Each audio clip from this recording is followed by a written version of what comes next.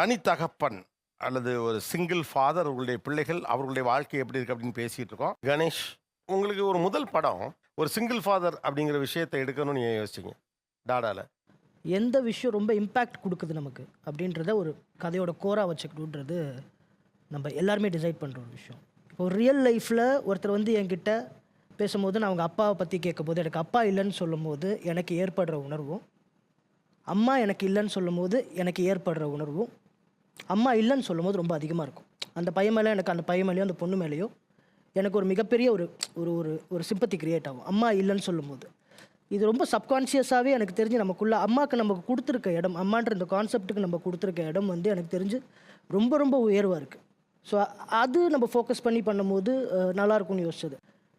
என்ன சொன்னாலுமே என்னால் இவங்களோட நான் இந்த படம் பண்ணனா கூட, ஏன்னா இங்கே வந்துமே நான் கற்றுக்கிட்டேன். இப்போ இது பார்க்கும்போது எனக்கு வந்து நம்ம எவ்வளோ டாப்பிக்கை டச் பண்ணல இந்த படத்தில் அப்படின்றது நானுமே இங்கே வர வரைக்கும் எனக்கு தெரில. அப்போ விட்டு போன இடமா நான் எவ்வளோ விஷயங்கள் நான் பார்க்குறேன். இவங்க பேசுறது அதெல்லாம் பார்க்கும்போது எனக்கு இன்னுமே நிறைய என் படத்தை இன்னும் புரிஞ்சுக்கிற ஒரு ஒரு ஒரு இடம் இருக்குது எனக்கு. இப்போ எனக்கு அதில் தான் உட்காண்ட்ருக்கேன் நான். இப்போ எவ்வளோ நடந்திருக்குல்ல, எவ்வளோ நடக்குதில்ல அப்படின்ட்டு.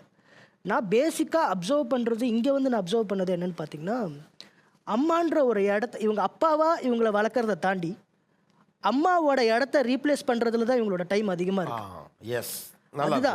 அதுதான் நான் இங்கே வந்து பார்க்குறேன். ஒரு அம்மாவோட இடத்த இவங்க ரீப்ளேஸ் பண்ணுறதுக்கு எவ்வளோ கஷ்டப்படுறாங்க. ஒரு பெண் அதாவது தனியாக இருக்காங்க அப்படின்னா, எனக்கு என் கணவர் வேண்டாம், தனியாகவே நான் என் பையனையோ ஒரு பொண்ணையோ நான் வளர்த்துறேன்னு அவங்களால தைரியமாக சொல்ல முடியும். ஆனால் அதை இவங்க சொல்ல முடியுமான்னு எனக்கு தெரியல. ஒரு ஆண் அதை சொல்ல முடியுமான்னு எனக்கு தெரியல. ஏன்னா இந்த படத்துலையுமே கூட ஒரு மான்டாஜ்லேயே வந்து பார்த்திங்கன்னா ஒரு குழந்தையோட 4 வயசை நான் காமிச்சிடும். ஒரு சாங்லேயே நான் அதை முடிச்சிட்டேன். அப்போ எனக்கு பேக் ஃபயர் ஆன விஷயங்கள் சொல்கிறேன். இந்த படம் கமர்ஷியலாக நல்லா போயிடுச்சு, கிரிட்டிக்கலாக சூப்பராக இருக்குன்னுலாம் சொல்லிட்டாங்க. பேக் ஃபயர் ஆன விஷயங்கள் என்னென்னு பார்த்தீங்கன்னா, ஒரு குழந்தைய எவ்வளோ ஈஸியாக வளர்த்துற முடியுமா? அது ஒரு எனக்கு இருக்க ஒரு மெச்சூரிட்டியில் நான் எழுதுனது. சினிமேட்டிக் லிபர்ட்டின்னு நம்மளுக்கு ஒன்று இருக்கும் எப்பயுமே. எழுதும் போது நம்ம சில விஷயங்களை ரொம்ப ஈஸியாக எடுத்துக்கலாம் ரைட் பண்ணும்போது. ஸோ அப்போ இப்படி இருக்க ஒரு பையன் தனியாக தன்னுடைய குழந்தைய ஆசையாக வளர்க்குறான். அந்த சாங் பார்த்தீங்கன்னா கூட நான் அந்த தந்தையோட கஷ்டத்தை காமிச்சிருக்க மாட்டேன்.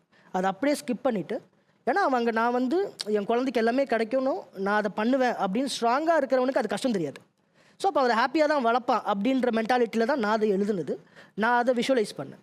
பட் அது வந்து எனக்கு தெரிஞ்சு பெருசாக ரிசீவ் பண்ணலை. ஆக்சுவலி கோவம் தான் வந்துச்சு நிறைய பேருக்கு. அந்த ஒரு போர்ஷனில் வந்து எனக்கு வந்து சொன்னது வந்து அவ்வளோ ஈஸியாக அம்மா இல்லாமல் தனியாக ஒருத்தனான தன் குழந்தைய வளர்த்துறவே முடியாது அப்படின்றது தான் எனக்கு உணர்த்தினது. அம்மான்றது வந்து ஒரு ஸ்டேட் ஆஃப் மைண்டு தான். அது தாய்மைன்றது it's a state of mind. அது பொதுவானது. அது ஆண் பெண் திருநங்கை எல்லாருக்குமே பொதுவான ஒரு விஷயம்தான். இவங்களுமே தாயாக தான் மாறியிருக்காங்க. திருப்பியும் அம்மாவோட இடத்துக்கு தான் அவங்க திருப்பியும் போய் அந்த இடத்துலேருந்து தான் அவங்க அதை அப்ரோச் பண்ணுறாங்கன்றது தான் நான் பார்க்குறேன். நீங்கள் இப்போ இங்கே வந்து சில விஷயங்கள் அப்சர்வ் பண்ணேன் அப்படின்னீங்க. நீங்கள் ஒர்க் பண்ணும்போது இந்த படத்துக்காக எந்தெந்த விஷயங்கள்லாம் கவனித்து அந்த படத்துக்குள்ளே வச்சிங்க? நான் மேக்ஸிமம் பார்த்தது சிங்கிள் மதர்ஸ் தான். சிங்கிள் ஃபாதர்ஸ் நான் பார்த்தது இல்லை எனக்கு தெரிஞ்சு.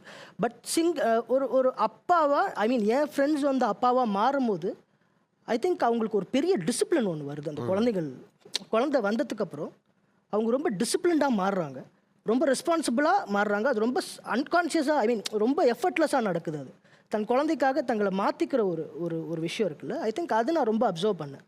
அப்போது ஒரு குழந்தைக்காக ஒருத்தர் எந்த லெவலுக்கு போய் மாறுறான் அப்படின்றத வந்து நான் விட்னஸ் பண்ணியிருக்கேன். அதை என் படத்தில் வைக்கணும்னு நினச்சேன். ஒரு சூப்பரான விஷயம் இருக்குது. Any one can become a father, but it takes a special person to become a date. So அந்த மூமெண்ட் இருக்குல்ல, அதுதான் வந்து அதை நான் பதிவு பண்ணணும்னு பார்த்தேன். இங்கே வந்து நீங்கள் அப்சர்வ் பண்ண வரைக்கும் இதெல்லாம் விட்டுட்டோமே, இதை வச்சிருக்கணும் அப்படின்னு. ஆமாம், எனக்கு என்னென்னா இவங்களை பார்க்கும்போது இவங்க இந்த சொசைட்டிக்கெலாம் பெருசாக பயப்படுற மாதிரி எனக்கு தெரியல. இவங்க பசங்க கிட்ட நல்ல பேர் எடுக்கணுன்றது தான் இவங்களுக்கு பெருசாக இருக்குது. அதுதான் இவங்களுடைய பெரிய அது கமிட்மெண்ட்டோ பாண்டிங்கன்றதை தாண்டி இவங்களுக்கு ஒரு பெரிய சேலஞ்சாக இருக்குது. ஒரு இடம் பார்க்குறேன், அந்த மறுமணம்ன்ற ஒரு விஷயம் வரும்போது மட்டும் எல்லாருக்கும் அந்த தயக்கம் இருக்குது. எனக்கு அது பார்க்கும்போது என்னென்னோ காரணங்கள் சொன்னாலும் கூட ஏதோ ஒரு இடத்துல என் பையனோ என் பொண்ணு அந்த தப்பாக நினச்சிருவாங்களோன்ற ஒரு பயம்தான் இவங்களுக்கு. அதை அவங்க அக்செப்ட் பண்ணிக்கல. நான் அதை பார்க்குறேன்.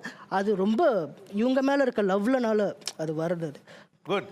I appreciate for your transparency and honesty. ஏன்னா நான் இதில் பண்ணேன், நான் ரொம்ப ஸ்பெஷல் நினச்சி பண்ணேன். ஆனால் அதுக்கு தான் எனக்கு விமர்சனம் வந்துச்சு. படம் கமர்ஷியலாக ஹிட் ஆகிட்டதுனால அது கொஞ்சம் சப்சைட் ஆகிடுச்சு அப்படின்னு அதை வெளிப்படையாக ரிசீவ் பண்ணிக்கிறதே ஒரு நல்ல அடையாளம். Thank you, very nice.